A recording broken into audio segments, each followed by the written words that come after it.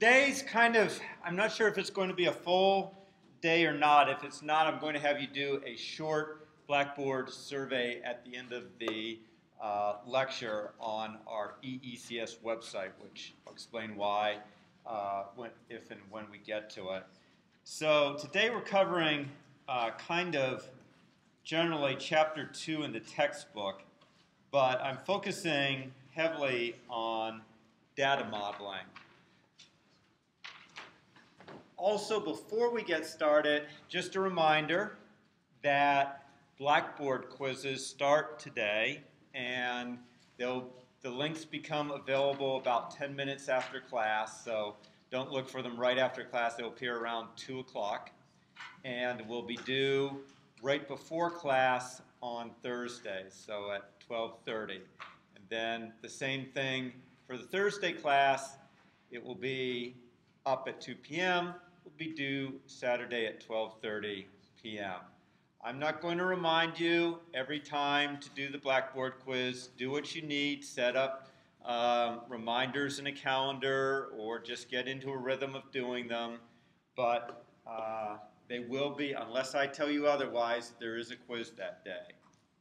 Okay, so way things are going to go today, we take a high look at how we model data independent of any particular type of database.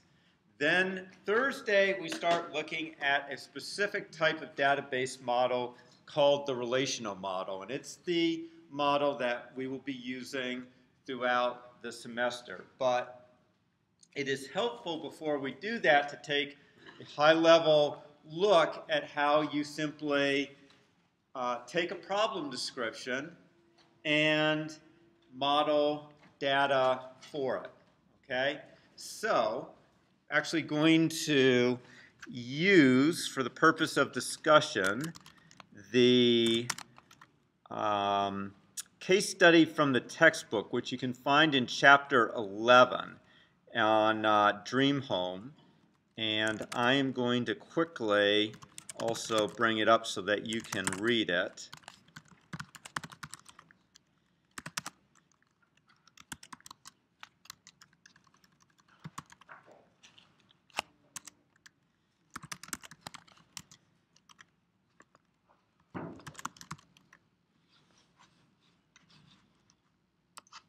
And because this might be hard for some of you to read,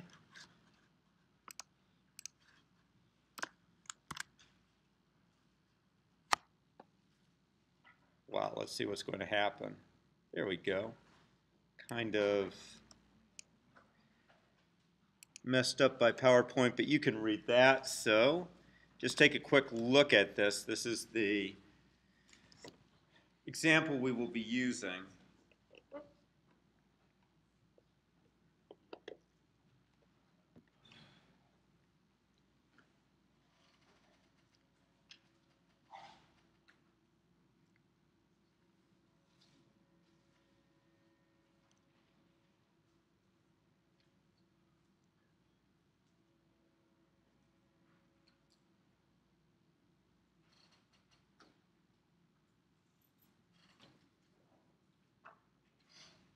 Okay, like I said, you can find this case study in Chapter 11 of the textbook, so you just may want to do a quick read through it. One thing that I did not list here is that Dream Home also advertises its properties in newspapers.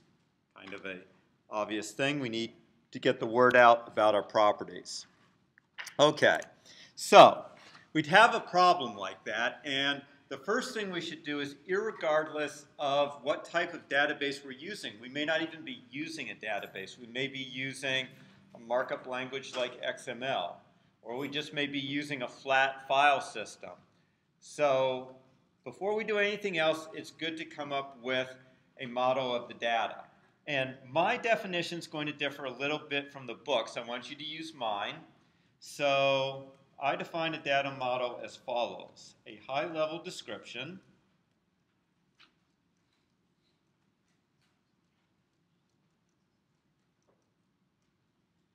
of 4 things: a data's entities, So that is going to be things like a branch or a staff member or a lease. So entities are an artifact, which can be either physical or virtual.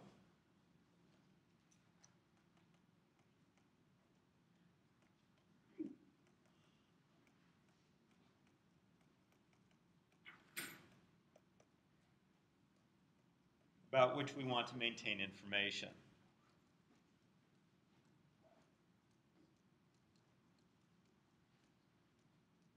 And you'll see that I abbreviate, so I'm going to abbreviate information as info. And again, some examples.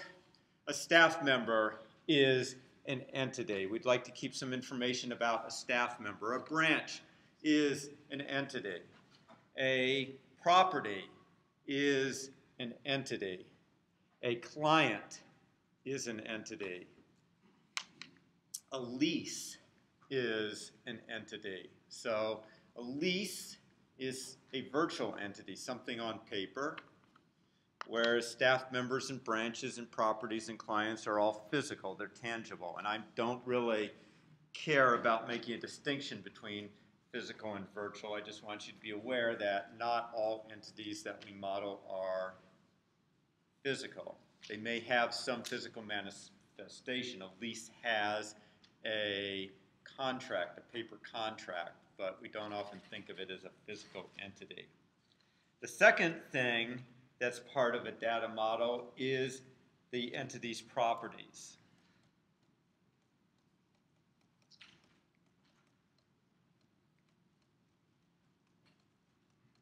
Okay, so I'll just say it's attributes. It's a synonym. So for example, a staff member, what do you think are some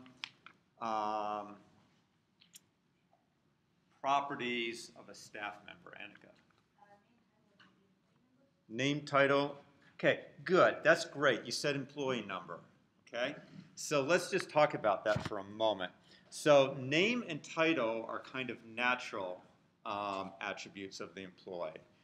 And sometimes we have to have a way of uniquely identifying an entity. And it's, so what kind of may uniquely identify an employee? Not naturally, without employee number. Yes. Yet another artificial. Okay. So social security number turns out to be like employee number, artificial. Something that's control. So if we're just thinking about what I call natural properties, what comes close? So do you think your name, Tyler, is close? Well, with your middle name, close. Okay. So that's, I'm going to use it for as, so oftentimes you're looking for a way to uniquely identify an entity. And Tyler just kind of hit on it. It's like, I would think, and most of us would think, that a name should be uniquely identifying a person. Well, we certainly know first names don't. And even first and last names aren't guaranteed. If I go to a phone book, I can probably find a couple John Smiths hanging around. Even if I go to middle names, there's no certainty because some parents impose their beautiful names on their offspring, thus making them still duplicates. So because we can't always find a guaranteed unique attribute or set of attributes or properties, we introduce what I call artificial properties. An employee number or social security number are examples of what I call artificial properties because they're introduced to ensure that we have a unique way to identify a person. So we'll get to that in a moment when we get to keys, so I'll expound on that a little further. Okay. So as another example, with a lease, some of its properties might be the monthly rent, might be the start and end date for the lease, certainly should involve the property that's being leased, the client who's leasing it, maybe an initial deposit, perhaps the realtor who's managing it. So those would be some of the properties that we'd want for a lease. These are usually fairly easy to come by. Again, we'll get to them in a moment in a little more detail. The third thing is the relationships among entities. So relationships are ways in which entities kind of interact.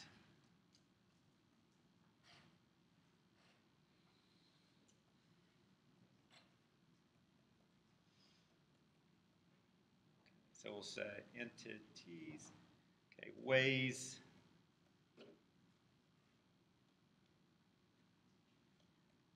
that entities interact. And usually when you talk about a relationship, it has a verb. It's like entity 1, verb entity 2. So for example, we have a staff member manages employees. That's a relationship. Or actually manages staff. So that's an actual relationship. The same entity is on both sides of this relationship. Okay, another one is that a branch, we might say, employs staff. So there's a relationship between two different entities. Okay, so we try to identify the relationships among entities. There can be many such relationships. So we have that, let's see, we have staff managing properties. We have relationship, kind of a lease relationship. I know I call it a lease an entity, but it also may be a relationship. So we have a client leases a property from an owner. So that's an example of a three-way relationship. So you don't just have binary relationships, you can have multi-way relationships. So it's important to try to identify the relationships among the entities. Okay, and again, we'll talk about all these things in a little bit more detail, so I'm just putting them down now. 4, then there are the integrity constraints. So these are the 4 things associated with a data model, so the integrity constraints on the data. So these are restrictions on the data. Okay, so restrictions on the data.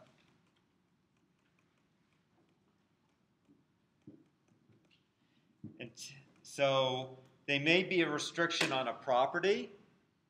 So we might say that no employee makes more than $100,000. So could be on a property, or yeah, on a, and hopefully it'll be clear from the context what I mean. In this case, a entity's property. So that could be no employee makes more than $100,000, or it could be on a relationship.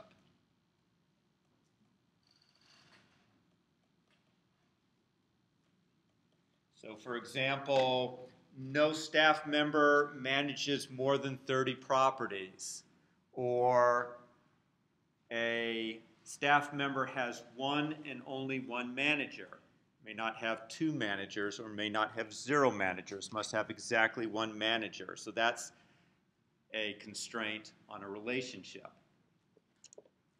So these are the 4 elements of a data model. It's the entities, that's the thing we identify first, then the entity's properties. Third, the relationships among the entities, and 4th, the integrity constraints on the data. And as I said, we try to do that independent of any particular database model. And the way that we go about identifying the data is two principal ways. Okay, so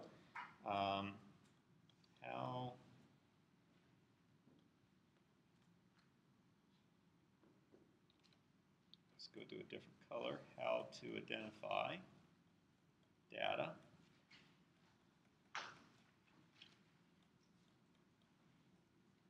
One is to examine forms. Companies, and in general, many projects where you'll be creating data, you'll be able to look at forms. And those forms often correspond to entities, such as an employee's application form, a lease, an invoice. So many of those forms will help you directly identify your entities, interviews. Okay, these are what you often need to identify relationships and integrity constraints.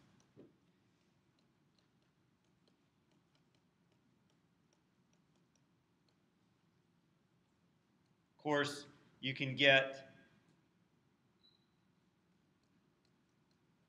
entities and properties this way too, but this is the principal way that you get relationships and integrity constraints, and obviously observation.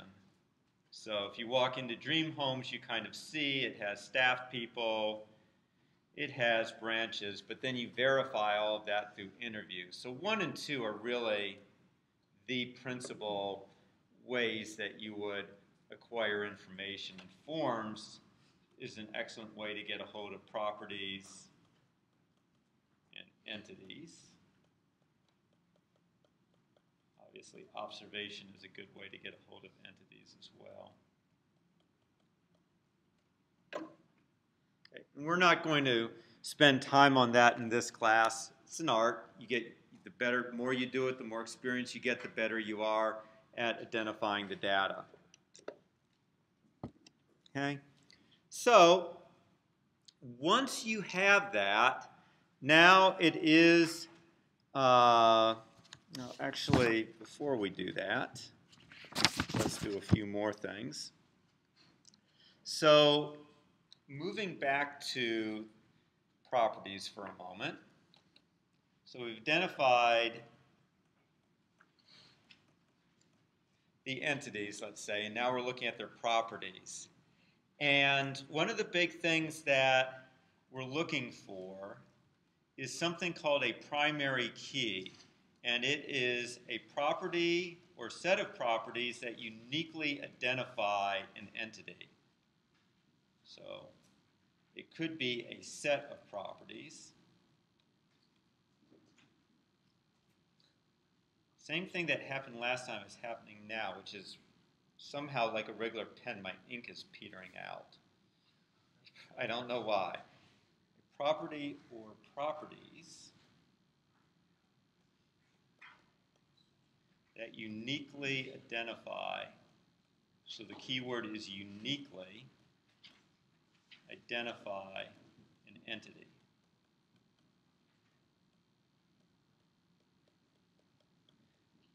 And there are what I call natural keys.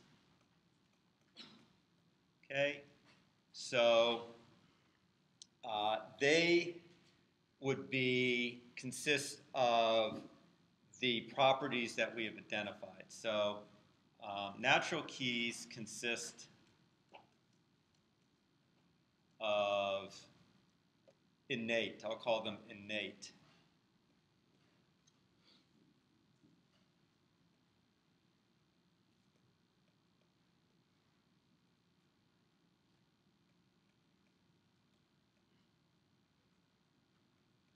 Okay.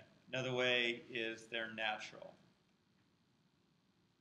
So you could try for a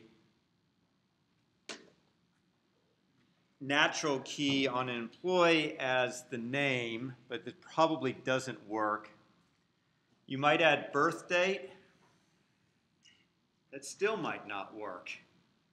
Okay, it's possible that even when you add in all the different attributes, you still have no unique way of identifying it. But sometimes you do. For example, for a branch, there's a pretty good chance that the street address and the zip code, especially if it's 9 digits, is going to uniquely identify that particular property.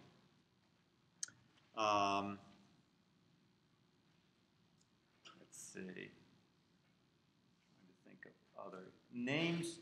Be honest, names and zip codes are the two most common types of things. Sometimes a unique key will be dates. You might be told that, for example, a lease has that on a property cannot have overlapping dates, that there can only be one lease on a property at a time. Therefore, the start date and the end date might be part of a unique key for a lease, or just the start date by itself plus, say, the property might be enough to uniquely identify a lease. So those are natural keys. As I said, natural keys have two drawbacks. A, we may not actually be able to get one, so drawbacks. Okay, one, they may not exist.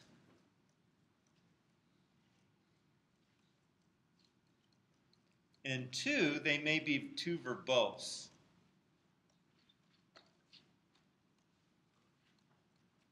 Let's say, for the sake of argument, that a name, a first, middle, and last name is unique. Even if that's the case, you might need, say, 30 or 40 characters to store some of the longer ones. Okay, my full name is Bradley Tanner Vanderzanden. We're up around 28. Yeah, it rhymes, doesn't it? So we're up around 28 with mine. And keys end up often being repeated in our database. They're the way that we kind of connect entities together. So keys are the one piece of data we tend to duplicate. Therefore, it's not really good to have a verbose key. As a result, we often choose what I call artificial keys to uniquely identify data. And they have the advantage of assuring us of uniqueness plus being compact. Okay, so artificial keys are not innate, they're assigned. Well, I know a first name and the last name is also assigned by your parents, but assigned by an organization. So I'm going to say not innate. Okay, but compact and guarantee uniqueness.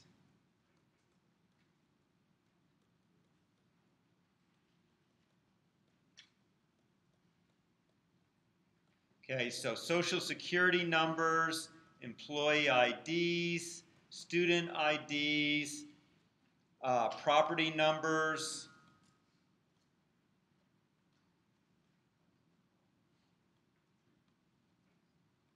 Huh, I really don't understand this.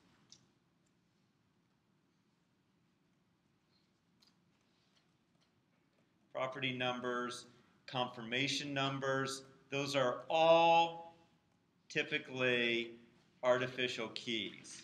They're generated, they're meant to be unique, they have some algorithm for generating them. Okay?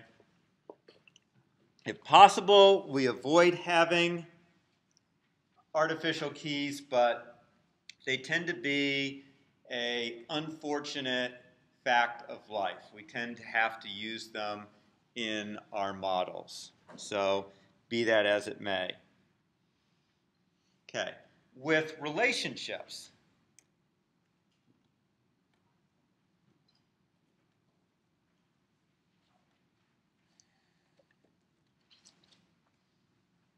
Give me 1 second.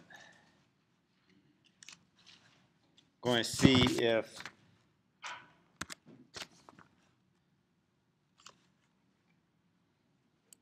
restarting the application and unplugging this is going to get me my ink back.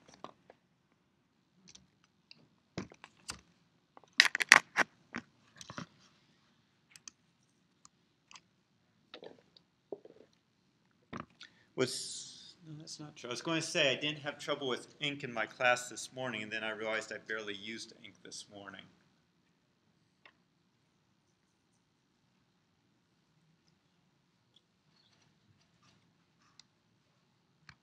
Okay, see how we do now.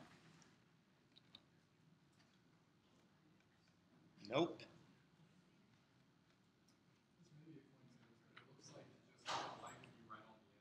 Pardon?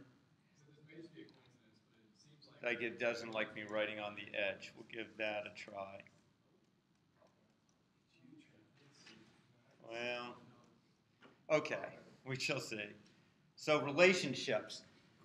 Basically, there are three types of relationships. You have one-to-one, many-to-one, and many-to-many.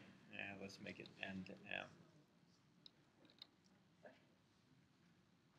So these are called, this is called one-to-one.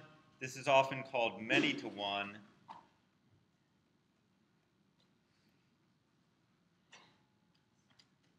And this is called many-to-many.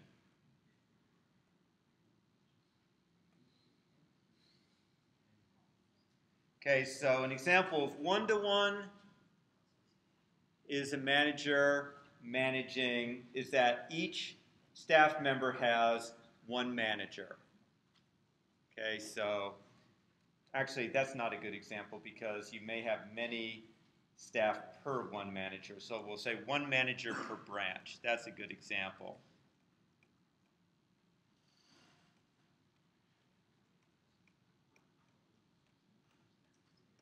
So each branch has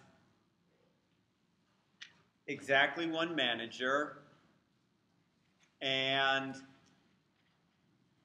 one staff member manages at most one branch, so it's one-to-one. An example of a many-to-one relationship is that a branch employs staff.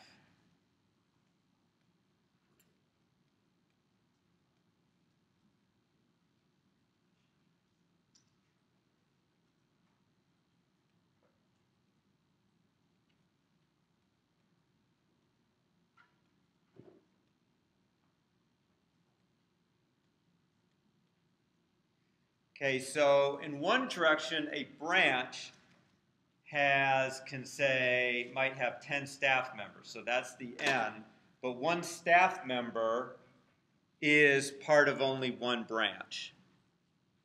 So in one direction, it's a 1. Each staff member has exactly one branch. In the other direction, the branch can have many staff. Okay, and the final type is many-to-many, and I have two examples of that. One is properties in newspapers.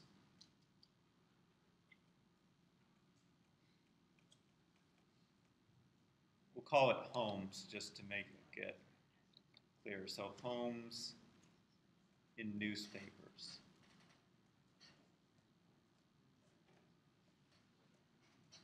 Okay, so one newspaper, we might have the News Sentinel, and in the News Sentinel, we advertise, say, 20 homes. But we also might advertise the same home in, say, the News Sentinel, the Oak Ridge. What's the Oak Ridge paper? Anyone know what the Oak Ridge paper is? The what? Oak Ridge paper. Or is it just Oak Ridge? Okay. Maybe the Marable Times, the Gatlinburg whatever. So you might have the same property advertised in multiple newspapers. So that's a so-called many-to-many relationship. Okay, another one is customer views. So we may have that one client, so client viewings of properties.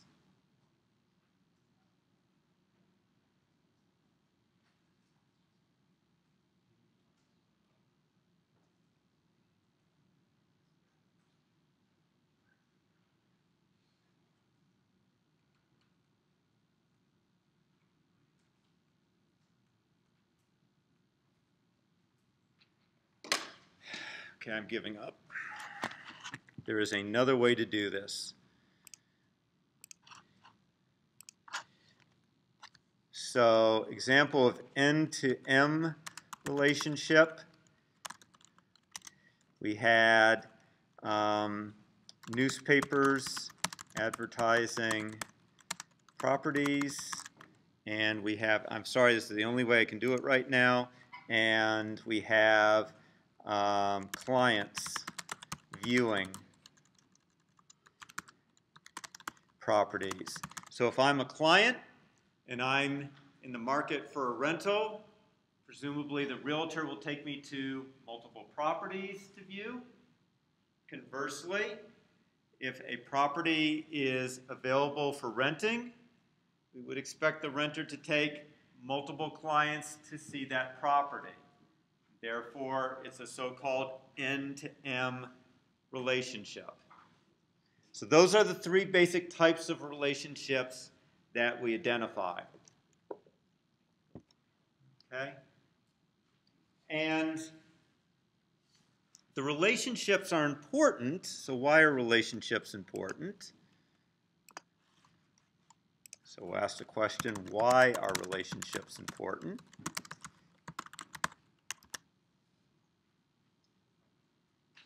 Okay. Number of reasons. First of all, they help us identify integrity constraints, such as no staff member can manage more than 30 properties,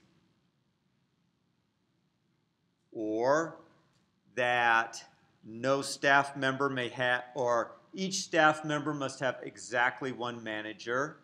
So they help us to identify integrity constraints. They help to identify possible queries. So typically, when we want to retrieve some information, a simple query is simply tell me give me all employees who make, say, between $50,000 and $100,000. That only requires me to look at one entity, which is staff. But very often, we want to be able to find some information that involves a relationship between multiple entities. So I might ask, give me the names of the staff who make more than $100,000 at the Knoxville branch. Now that's a query that involves two entities, the branch and the staff member entity. Or I might ask, give me all the properties owned by Brad Vanderzanden that are currently rented. Okay, now I need to know about the property entity, the owner entity, me, and the leases, because the leases give me which properties are rented. So now I have to go and somehow combine information from three different entities, okay? And that one, so the query, just a second, the query was list all properties owned by Brad Vanderzanden that are currently, okay? So there's actually a couple relationships going on here. First of all, there's the relationship that Brad Vanderzanden, an owner, okay, rents properties. Okay, and then there is the lease relationship. Okay, so lease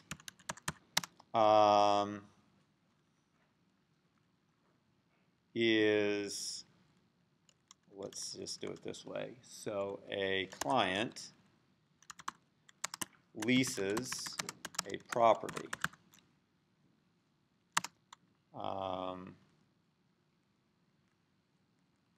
For the time being, we'll just leave it that way. Yeah, that's good enough. So a client leases a property. So that's two different relationships. And what we're in effect doing is finding out, here's the common link, property. So we're kind of using the property to bring together Brad van der Zanden with the set of leases so that I know which of my properties are actually currently rented as opposed to being vacant. So relationships often kind of define the pathways we use when we create our queries. Okay, and the final thing is that they help us to identify what we call foreign keys.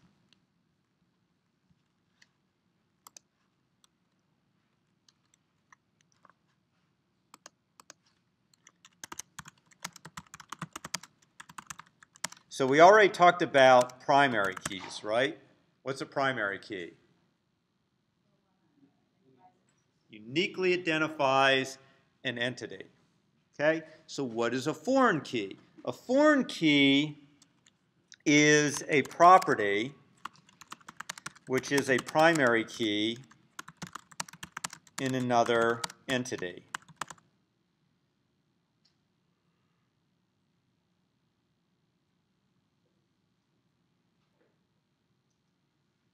Okay, so it serves as a pointer, put it in parentheses because it's not an address, but it's a, instead a kind of virtual address, serves as a pointer to another entity in a relationship. So as an example, we have that a, let's see. So a staff member has a manager. Okay, that's a relationship. And how do you think we would keep track of that relationship? How would we identify the person's manager? Pardon? Right, but which field are we going to choose? Are we going to choose the manager's name? Probably like say staff number. So staff number might be the primary key in the staff entity, and we couldn't name it staff number because it's actually be duplicated, but we might call it now our manager. So the manager field might actually be a staff number.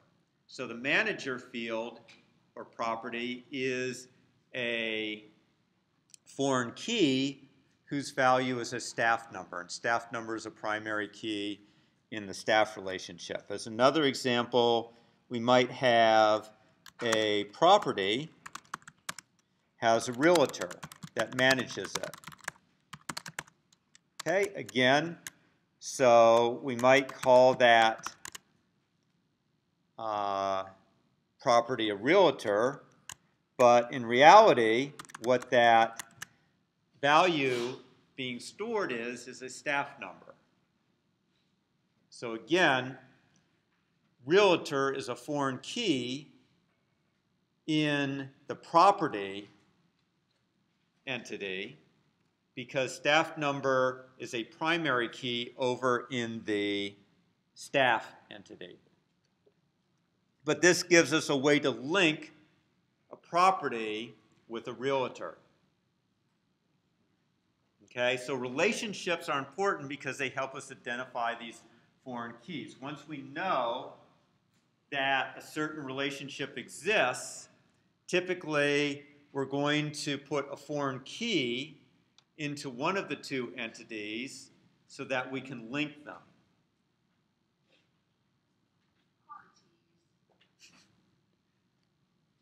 Okay, so questions about that?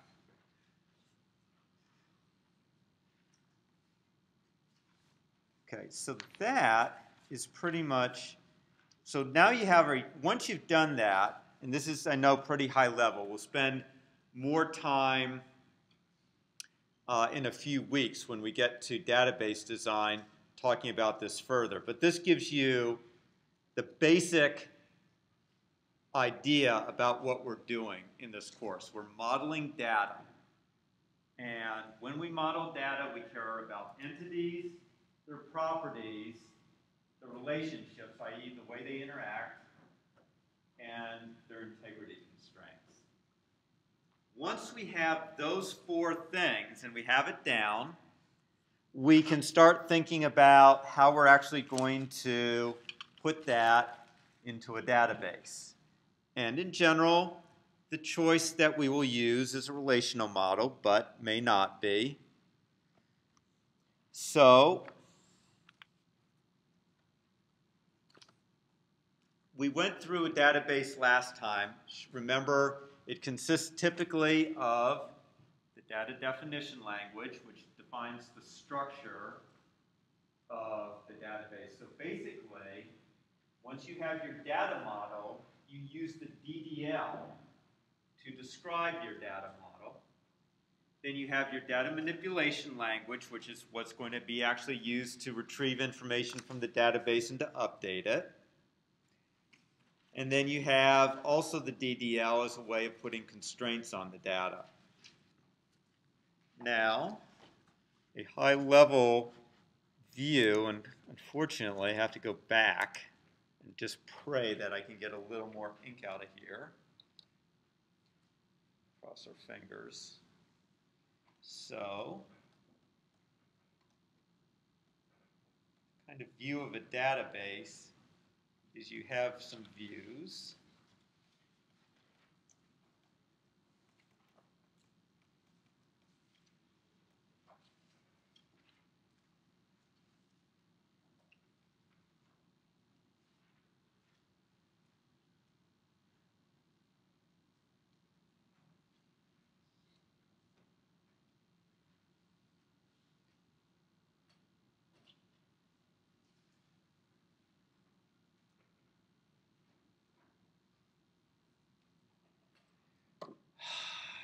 Okay, I'll try writing up here. We'll see if this works. Watch this. Ah, it erases today. The other day, the erasers weren't working. Okay. So we have view.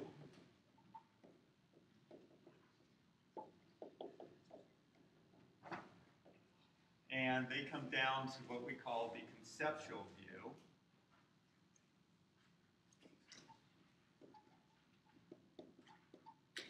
So the reason, by the way, I love using that ink is because everything I do, you can see on my video recording.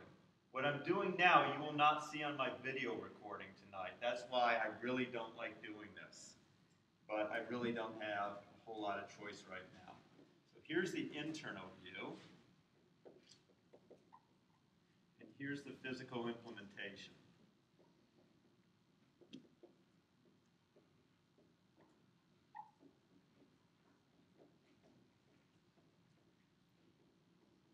This is kind of the layers of a database. So at the very bottom, the physical implementation on your file system. Above that, your internal view, which is described by the DDL.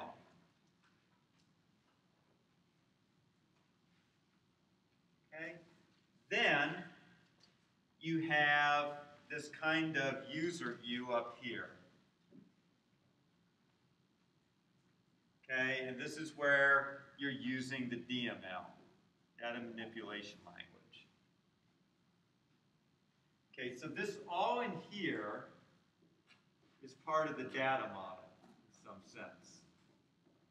Okay, you have your high-level conceptual view, and then you reduce it to some actual implementation in the database. And you have different roles. So for the view, that is, in effect, your users.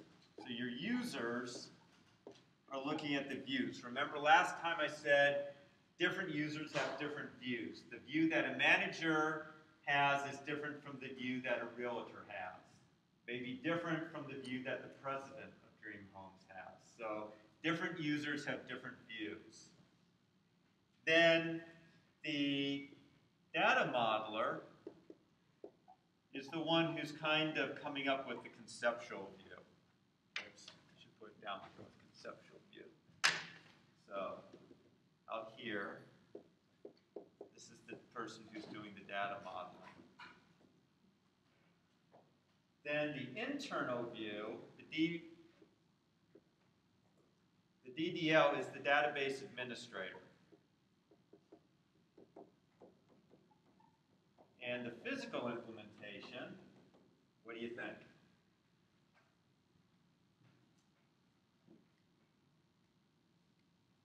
Who does that?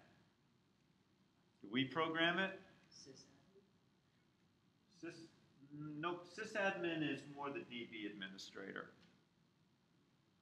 Who actually writes the software that really implements the physical part of a database? Vendor, very good. Vendors like Oracle, Microsoft, they write this part.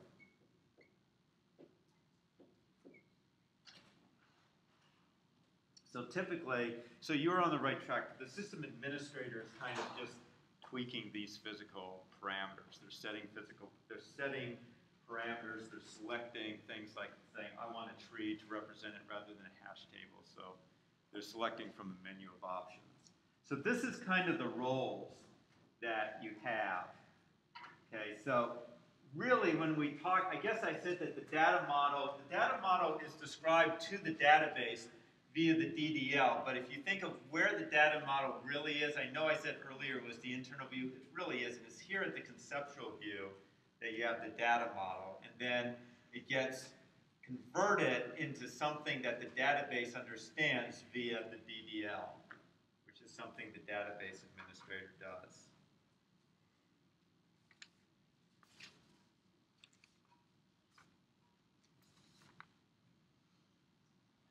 Okay, so the last thing that we have, what time do we have? 1:30? Perfect. So the last thing we have is a couple levels of separation. So first of all, let's see if this blue pen is going to give me some purchase.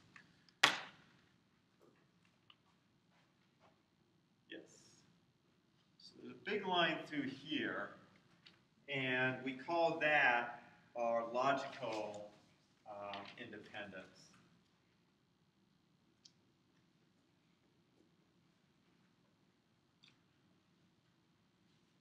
The second line between the internal view and the physical view that we call, this boundary we call physical independence. And I'll define those two terms.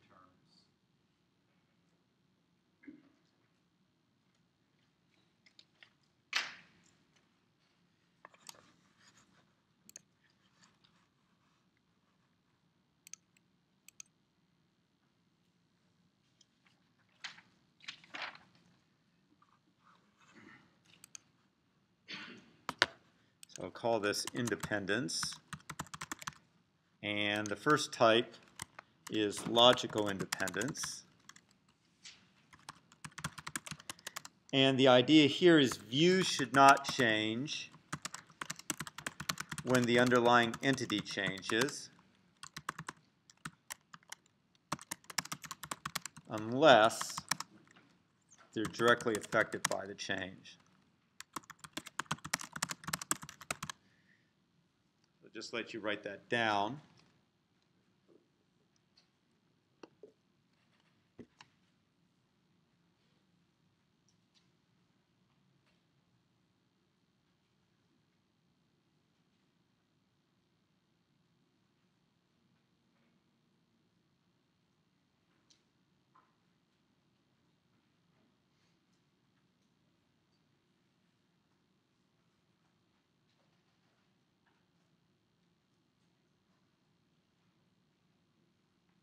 Okay, so what this means is, think about a realtor's view in dream homes versus, say, the president's view. The president gets to see everyone's salaries. Unless you want civil war in your office, you will not allow the realtors to view each other's salaries. So realtors, their view does not include a salary attribute, but the president's view does. So I get the big raise that I deserve because, well, I'm me. And the office just feels better when I walk in. And the president finally realized that, so he gave me a big raise. Okay? So the president's view should change because he can see my salary. But the realtors, their view does not change because they can't. And that has implications for the performance of the database model because we typically cache the information associated with views. And if a view doesn't change, we don't have to recache the data. Whereas if a view does change, we have to purge the cache and reload it. So it has performance implications, which is why we care about logical independence. Okay, so I'll just write that down, is that means we don't have to destroy the cache.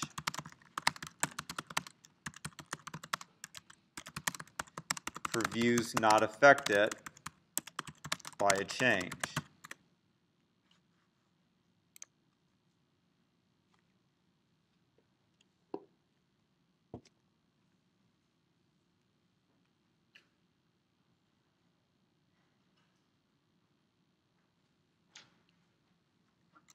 Okay, then the other thing is physical independence.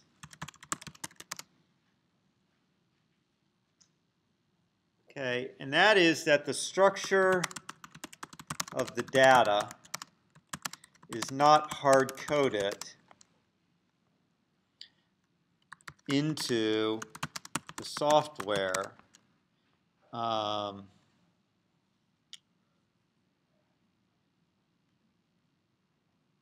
I'll say into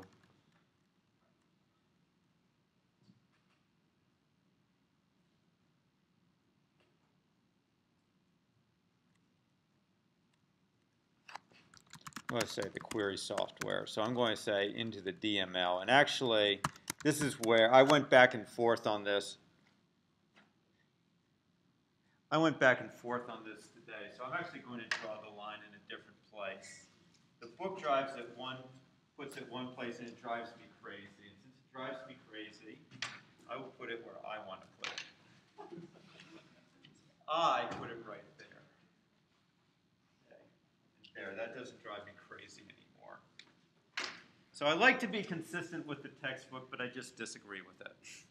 So you're going to find the line in the textbook is right here, but I really believe it's more right there, which means that because the DDL does have, it's a description of the data. You'll see that in a couple weeks. So it says that the name field is 30 characters. So it is hard-coded into the DDL. And then you change the DDL, and it changes the physical implementation.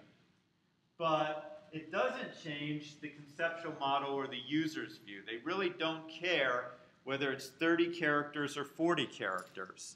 Okay, that the reports will automatically be adjusted to account for the new size. So the structure of the data is not hard-coded into the DML, and what that means is that we don't have to change all our queries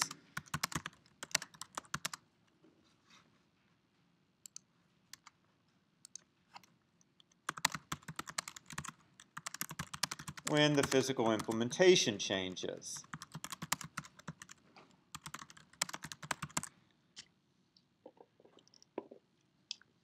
But what changes the physical implementation? The DDL changes the physical implementation. You say the name is now 40 characters rather than 30 characters, or you say I'm going to use a tree rather than a hash table. So the line really goes right here.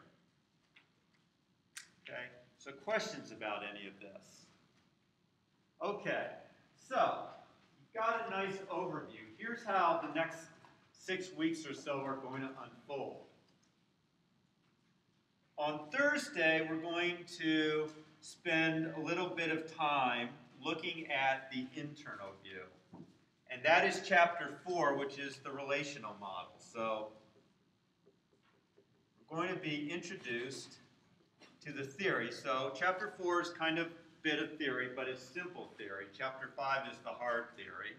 So the relational model is the theoretical basis for the DDL that we'll be using in MySQL. So that starts kind of 1. Then we move up to here and we talk about the user. So we move up and we kind of come up to the user and consider the user via the DML. Okay, so that's chapters 5 and 6 of the book. Actually, I think it's 5 through 7. I think it's 5 through 6. So it's the relational algebra. This is theory. This is practice. Then we drop back down, and I believe it's chapter 7 that talks about the DDL for SQL. So we drop down briefly to consider that. Then the third big thing we consider is the conceptual view. So that's design. And those will be 2 things called normalization and ER diagrams for entity relationship. So entity relationship diagrams and normalization.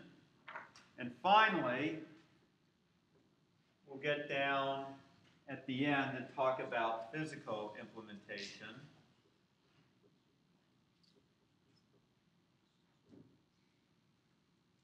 And we'll spend, that's talking a little bit about indices. And many of you haven't seen them or have only seen them a little bit. So we'll be looking at B trees, and I think they're actually called B+. We'll make sure about that. B trees and extendable hashing. And that'll be the last thing that we discuss. Okay? Now, we still have a few minutes left, and there's something important that you can actually do for me. I am the head of the communications committee for the department, and we're looking at redesigning the front page of the department's website, but we're also interested in making it easier to use. We actually have already modified it somewhat, but we're not particularly happy with this. We don't think it's particularly helpful to anyone coming in. So one thing that would really help, many of you have been here for a couple years, you've used the website, and so I have actually set up a survey. If you go to CS465, so if you go to your CS465 and you go to quizzes, you should see that there's a survey there. We have about 10 minutes. I'd really appreciate it if you have a laptop. If you could just take 10 minutes, there's like three essay questions there. If you could just please answer those 3 essay questions, I would greatly appreciate it. If you don't have your laptop here, at some other time you could do it. It'd be really helpful to us because we'd like to know what's the information that you use, what you dislike. Actually, I don't think I have a question about what you like, but you can also include in your answers what you like about the current website. Okay, so if you could just go ahead. If you don't have a laptop, feel free to take off, but please then try to do it some other time. Okay. In fact, as an incentive, I'll give you 10 points for doing it. So.